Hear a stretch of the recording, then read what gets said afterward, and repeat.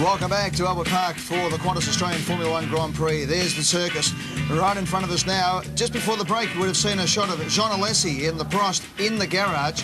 And we're just getting word through that he will be starting from pit lane. Alan, what do you think might have gone wrong? Yeah, well, as I said to you at the time we saw the picture, it was very unusual to see a driver out of the car and the car still in the garage. So they've obviously struck some last-minute snag, and I wouldn't be at all surprised. We'll probably have that verified that he might even start in the T car, but he will have to start from the pit exit after the last car on the grid goes past. So he has to sit, wait, watch them all go past, and then away he goes. Then they'll open up the pit exit and off he goes. I suppose it's not too bad. He's only two rows off the back anyway, as it was. Yeah, I mean, it'd hurt a lot more if you're in the first couple of rows, that is for sure. And as we've got the two new boys down the back, well, I mean, really what they should do now is take off and not try and get too excited, let the field sort itself out.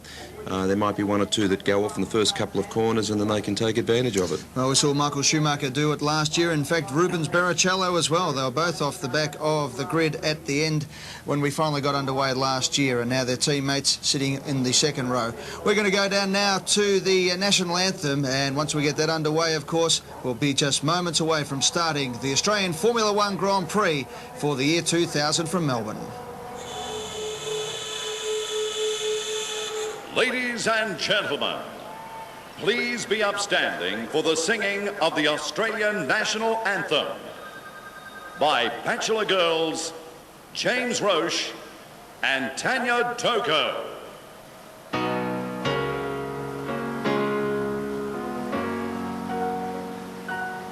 Australians, oh, let us rejoice, for we are young and free, with golden soil and wealth for toil. Our home is girt by sea. Our land abounds in nature's gifts of beauty, rich and rare.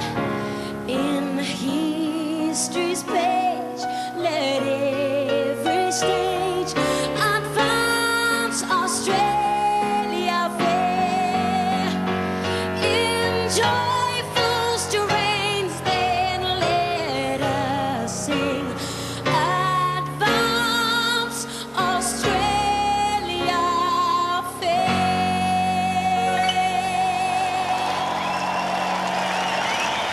Stirring sounds of the national anthem as we get set for the first Formula One Grand Prix of the millennium. Look at the colour there in pit lane as we're almost ready to go, just on the left-hand side, and on the grid itself as the starting cars there. Let's take a break. When we come back, Alan Jones will go through the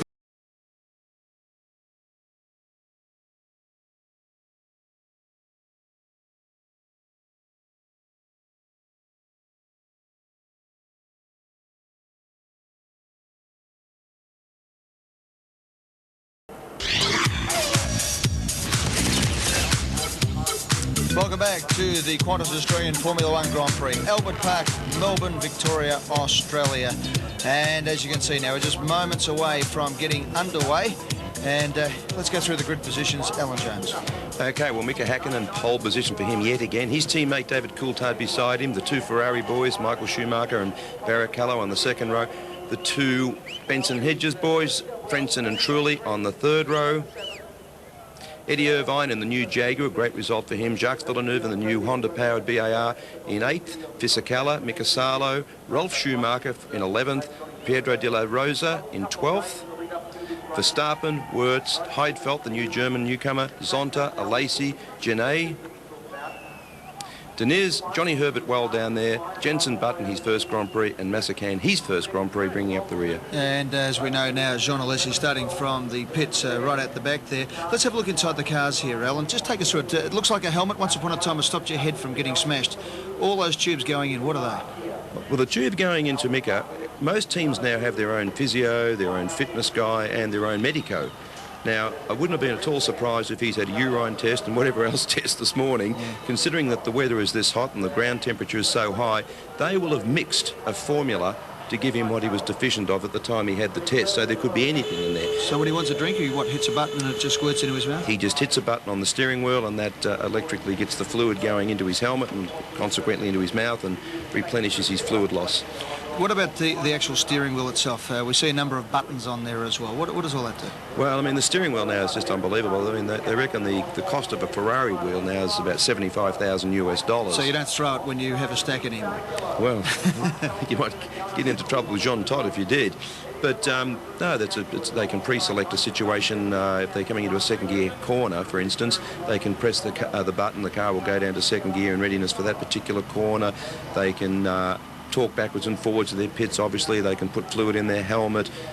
They can seek out information digitally on the dashboard, how the engine is running in different bits and pieces. It's unbelievable. I, quite frankly, don't know how they remember it all and drive the car. We saw a little strip across Barrichello's nose there just to keep the air passage open in the nose. A lot of the American gridiron players use that now. We see also the blankets on the tyres. What's all that about, Alan? That's to keep the temperature of the tyres up. What they do is these tyres have got an optimum operating temperature, and what they do is they put their electric blankets, literally, and they put them on the tyre. They're heated up, and hopefully they will be the last things that are removed from the car, because when these cars have got reasonably cold tyres with 800 horsepower, they're extremely difficult to control. So they take those tyres off at the last possible minute, maintain the heat in the tyres, and hopefully they've got some grip from the word go. All right, well, we've been talking about it long enough, Alan. Who's going to win? Well, I think you'd probably have to say Häkkinen. I mean, the two Ferraris were knocking on the door speed-wise, and I'm sure that Schumacher would have been further up had that lap not been stopped. But looking at the cars and looking at the body language, I think they're doing it just that little bit tougher. The McLarens just seem to be doing it fairly easy. I think the Ferrari's got the speed, but I think the drivability of the car is a bit more difficult than the McLaren at this stage. On the other hand, a Jordan could spring a surprise, because they're just quietly going about their business. They've got the reliability, they've got an engine from last year, there's no new engines. It's just mainly a development from last year, so they could be a surprise. All right, so once again, it's Mika Häkkinen and David Coulthard, the two McLaren drivers, on the front of the grid. Michael Schumacher and Rubens Barrichello, the two Ferrari drivers, next. Then the two Jordans of Heinz-Harald Frentzen and Jarno Trulli, and then the two wildcards, if you like. On 7th position, Eddie Irvine, who won here last year driving the Jaguar in his debut performance, and then Jacques Villeneuve, who of course has won a world championship in the BAR team, now starting to be competitive finally. Well, that's the Arrows team there, plenty of orange across the top of them as well. There's the Williams team. We're going to be ready for a start in a few moments' time. Let's head down now to our international callers, Martin Brundle and the voice of Formula One, Mr. Murray Walker.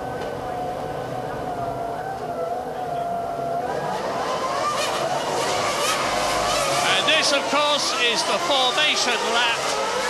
Mika Häkkinen, David Coulthard, Michael Schumacher, and if anybody drops back incidentally or has a bad start, they are now allowed to take up position on the formation lap. Unfortunately, that has not happened. Yes, they're all away nice and cleanly. And all of the cars on your right-hand side of the grid, the left of the grid from the driver's perspective, have an advantage. That is the racing line. That is going to be cleaner. Fortunately here, there's an awful lot of races through the 4-day period, and it does tend to even that grid up a little bit in terms of the level of grip. But still, Häkkinen's side of the grid, the odd numbers, will have more grip away. Well, fingers crossed for a good start. It was aborted last year. Michael Schumacher stalled his engine and had to start from the back of the grid, and then the two Stewarts nearly burst into flames. Interesting tactics here. Look how hard the two McLaren boys are taking that field round. That's very unusual. Normally, they'll have to back off in another couple of corners and bring the field together. Otherwise, they'll be standing at the front of the grid for the best part of a minute. They've got to hold the field up towards the end, but they really did scream away. Looked pretty much like a tactic to me. This is the approach of turn 11 and turn 12, the right-hander there.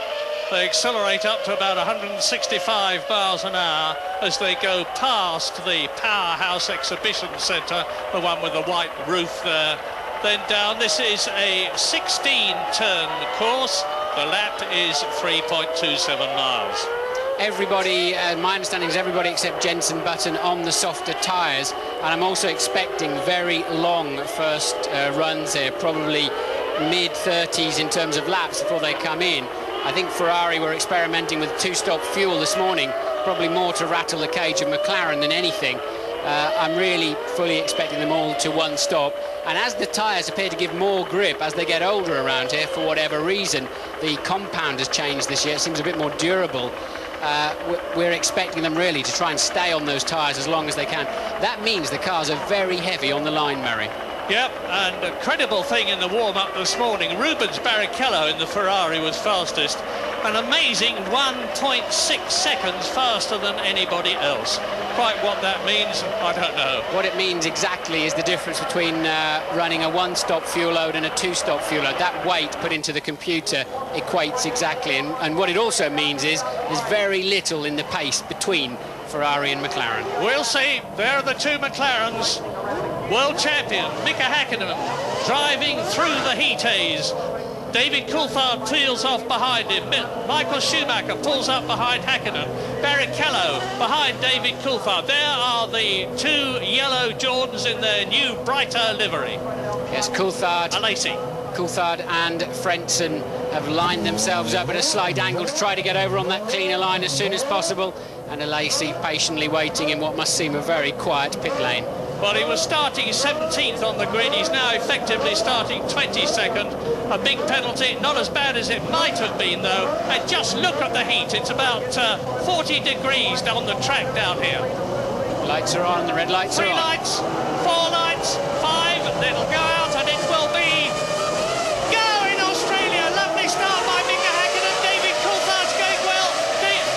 Schumacher is third. And coming up very well is Harold Frentzen in the yellow Jordan.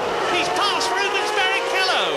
Rubens Barrichello goes down a place, and it looks to me as though everybody is through the first sequence of corners, and Mika Häkkinen has got David Coulthard riding behind him. There is Rubens Barrichello.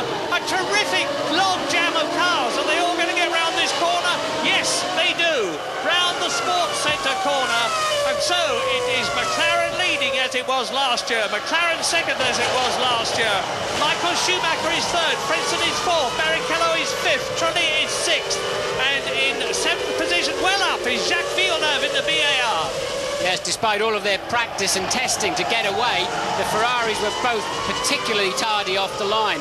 And fortunately, Michael Schumacher was able to stay ahead of the Jordans, but Rubens Barrichello dropping down to fifth place. Well, I tell you, the Jenson Button is going through this field like a hot knife through butter. I saw the last 5 together, and he was not amongst them. Indeed, I believe he's up with his teammate Ralf Schumacher. We'll have to look down the field. He's up into 15th position. Jenson Button has moved up from 21st on the grid to 15th before the end of the first lap. Mika Häkkinen, there he is, from Finland in the McLaren. And now look, this is very different to last year. Last year, the two McLarens, Häkkinen and Coulthard, majestically strode away from Michael Schumacher. They're not doing it this time, but the first 3 are stretching away from the first Jordan. Lap 1 completed. Look at the gap there. This is great stuff already, and we've got to have 58 laps of this. It's going to be a long, hard, tiring race. Hard on brakes. When are the fuel stops going to come? McLaren, Ferrari, Jordan, Ferrari. Marc Genet has gone into the pits already, and at the end of the first lap, Jenson Button is in 15th place. Behind Rubens Barrichello, Trulli is 6th, Villeneuve is 7th, Mika Salo is in 8th position. Eddie Irvine in the Jaguar has dropped down 2 places tonight.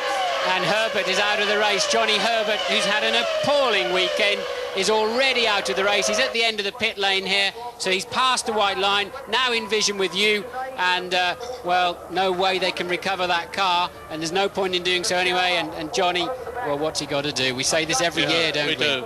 Well, Jaguar have got a very special oiling system, combining the oil in the engine and the gearbox. It's given a lot of trouble, and it's continuing to do so.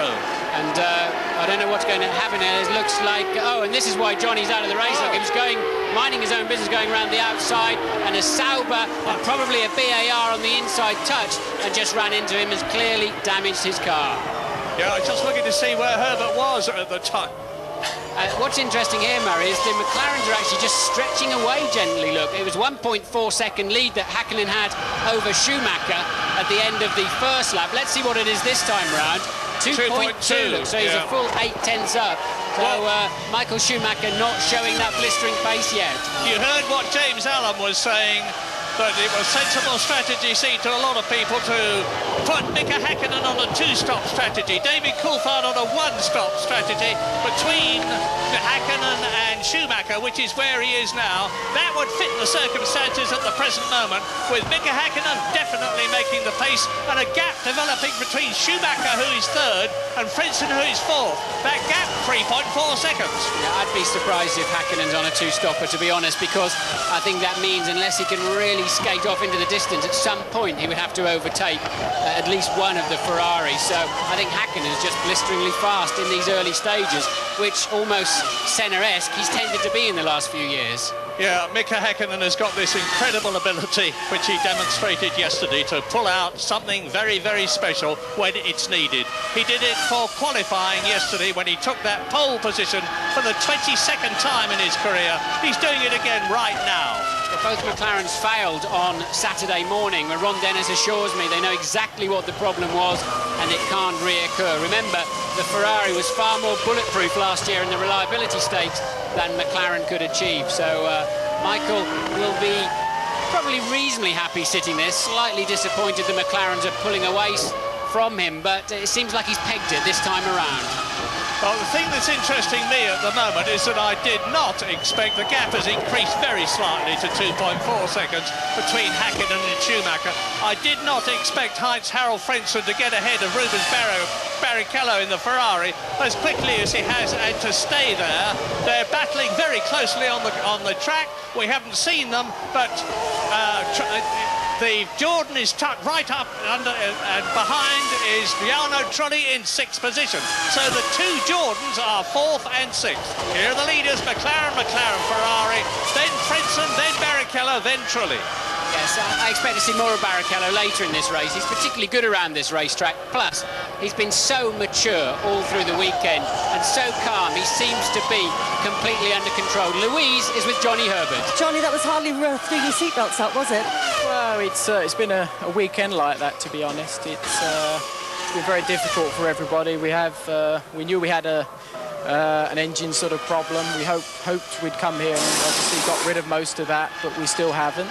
So we've got to put ourselves together, obviously, regroup, really delve into it and find the problem, of course. We have a few other reliability issues as well we need to do. But, you know, generally it's we know the car, when it runs, is actually a capable car. But obviously it's just a bit frustrating, like today, where you get a good start. You're getting a little bit, all right, it was a bit I think Pedro got pushed by someone who got pushed into me. But then the clutch went directly after that, so I was already on my way out, which is, you know, it's just a shame because we need the mileage now. Things can only get better. Well, you're watching now the Jordan followed by the Ferrari. It's Frentzen and Barrichello. Just behind them in 6th position is Jarno Trulli. Where is Johnny Herbert's teammate Eddie Irvine in the other Jaguar? He started 7th. He's been passed by both the arrows of Verstappen and De La Rosa and Mika Salo's Sauber and Villeneuve's BAR. So Eddie Irvine, the man who won this race for Ferrari last year, is down in 11th place. And Mika Häkkinen has now just made another fastest lap of the race. He's really flying. 1 minute 33.9. Well, Barrichello's got a job on to pass that Jordan, which is not too slow in any part of this racetrack. Barrichello's got the faster car at the moment, that's clear to see. But has he got enough of an advantage? There really are so few places around here. The braking and turn-in areas are short and very high-speed turn-ins, for example, into this chicane, and doesn't offer any overtaking opportunities. That's Alesi trying to make up ground, trying to overtake the Sauber, and clearly locks the rear wheels, probably on downshift as he headed into the apex with a bit too much speed.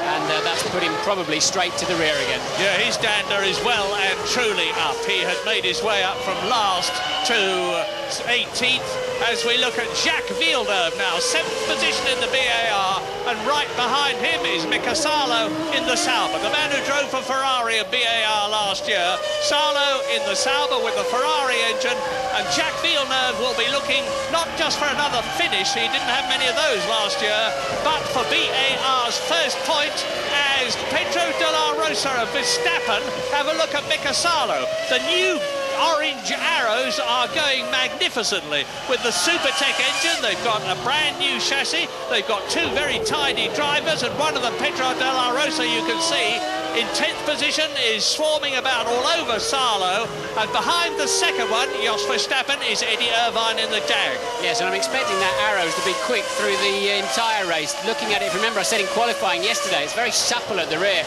It seems like it rides the track and the bumps and the curbs, and I think that'll pay dividends if they're doing very long stints to keep the tyres better intact. Running quite wide there, Verstappen, but the arrows seeming to be confirming their winter season pace. Salo doing very well there in 8th place too in his first race for Sauber. Lap 6 out of 58. There's the leader, Mika Häkkinen. You can see how far he is ahead of David Coulthard. Look now for the Ferrari of Michael Schumacher. It's about 2.8 seconds down the road as Häkkinen comes through to complete his 6th lap. But Michael Schumacher is still very, very much in touch with the leaders. Frentzen is still 4th, then Barrichello and Trulli. Mika Häkkinen has just done another fastest lap, and Michael Schumacher goes quicker again. Michael Schumacher is piling on the pace. He's closing slightly. He's got it down to 2.7 seconds. Yes, Schumacher's very fast in the last section of the racetrack, over half a second a lap faster than McLaren's, and that's where he's able to make it up. So Michael beginning his charge now. Barrichello still tucked up behind Frentzen by just 0.2 of a second. Button dropped back to 16th place. He's lapping about 2.5 seconds slower than the leaders per lap. And that is nothing to be ashamed of in his first race.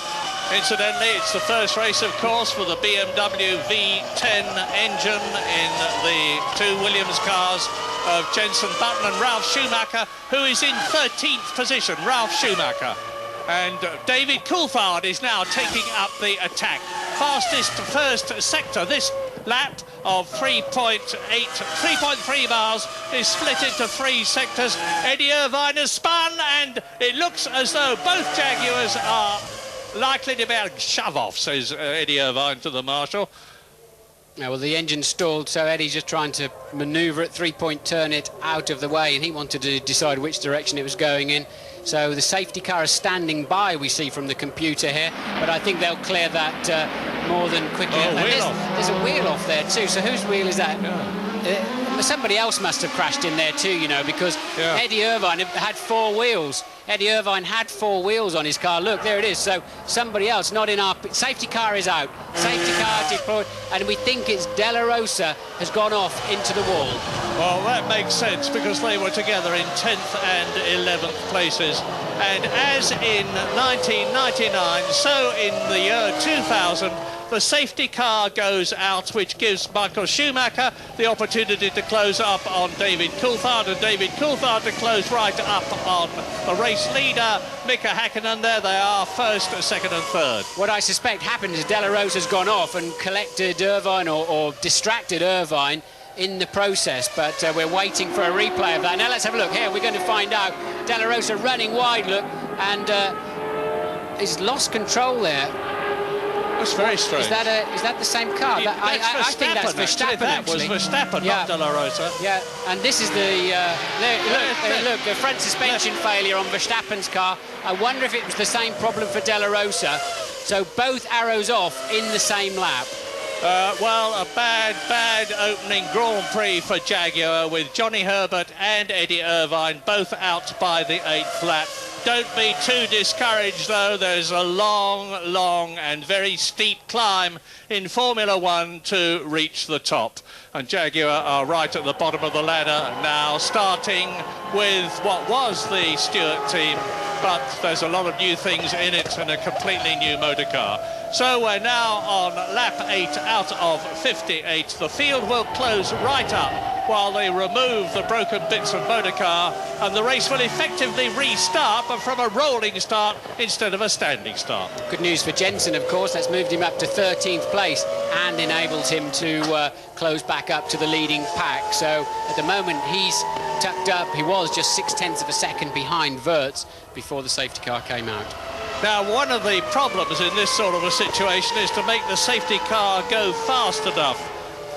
Well, we'll soon see, but whilst this temporary lull is happening, we're going to take a break.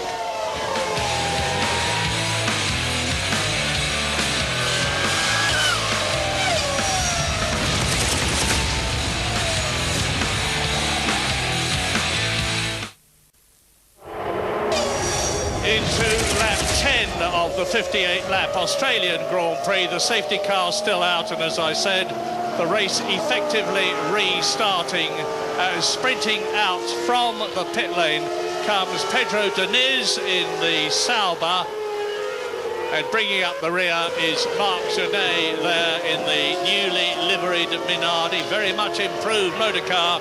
And the news, incidentally, that the takeover by the Spanish Telefonica organisation is almost completed, and it's quite likely that it will have been by the time of the Brazilian Grand Prix in 2 weeks' time, in which case the Minardi team will all move out to Spain from Italy.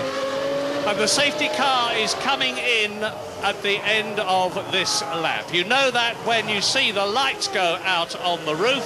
The safety car comes into the pit lane, and mark this very carefully, the drivers are not allowed to pass until they have crossed the line. And Eddie Irvine realised that very smartly last year by hanging back when Mika Häkkinen, the race leader, actually faltered. Eddie Irvine passed him after the line and took over the lead. Well, they put Verstappen back out on the track. They have repaired that apparent suspension damage, so hopefully they can understand exactly what the failure was all about. But they're going around there now. Their tyres are going to be 60 degrees centigrade. They need to be about 90. Their brakes are going to be 300 to 400 centigrade. They need to be 600 to 700. So they have to be very careful when they start this new lap, because as the tyre temperatures go down, so do the pressures. They're running normally about 20, 21 PSI. They're probably 15 or 16 now, so the car runs lower, and now they've got to try and build up some kind of temperature as they lead into the restart. Häkkinen is in control. Once that safety car pulls off, Mika Häkkinen becomes the new safety car, and he has the control as to when to move over the line. Häkkinen leading, Coulthard second, Schumacher third, fourth is Frentzen in the yellow car, fifth is Barrichello in the Ferrari, sixth is Trulli in the second Jordan, seventh is Jacques Villeneuve in the BAR, eighth is Mika Salo in the Sauber, ninth is Fisichella, 10th is Ralf Schumacher, and the safety car is in, and the Australian Grand Prix again is go! Häkkinen, Coulthard, Schumacher, and the gap between them 1.4 seconds. I can never understand that, why they don't bury the nose of their cars under the gearbox or the one in front, why they allow the restart to take place without being as close as possible to the car in front. I know you have to a certain extent, react to when, for example, in this case, Häkkinen decides to pull away, but they don't, not like the IndyCar drivers, where they really seem to maximise this opportunity to overtake. The F1 drivers seem quite happy to go in line astern. As they are now. There's the McLaren leading, McLaren second, Ferrari third, Jordan fourth, Ferrari fifth, Jordan sixth. The top 3 rows on the grid are the top 6 cars in the race, albeit in a slightly different order, because Frentzen is ahead of Barrichello. And in 7th position there's Villeneuve, right behind him is Salo, right behind him Fisichella and Ralf Schumacher in the leading BMW Williams. That is in 10th position. Jenson Button, by the way, is 13th in the race. Lap 11 out of 58. Here they come. Michael Schumacher very close to David Coulthard this time around, not close enough to have a stab in the braking area, but he's certainly giving David something to look at in his mirrors, and Schumacher making a better fist of this early part of this restart when, as I said, all the temperatures are down and Hakkinen, as ever, scampering away. And Barrichello challenging the Jordan in front of him of Heinz Harald Frentzen. In comes David Coulthard. Now, this is a very, very early stop. Good heavens. Whatever strategy he's on, I wouldn't have expected a two-stop strategy to come in before another 8 laps. I wonder if he's got a puncture. There was a lot of debris on the track from the Della Rosa accident. I've got a feeling it's a left rear puncture for David Coulthard. It looked a little bit out of shape, that tyre. Bit of a guess on my part there, but I can only assume it's a puncture from Coulthard. Well, it must be that, and Coulthard, of course, is losing place after place after place, and Michael Schumacher has now only got one McLaren in front of him, and it is the McLaren of reigning world champion Mika Hakkinen. Mechanics are having a look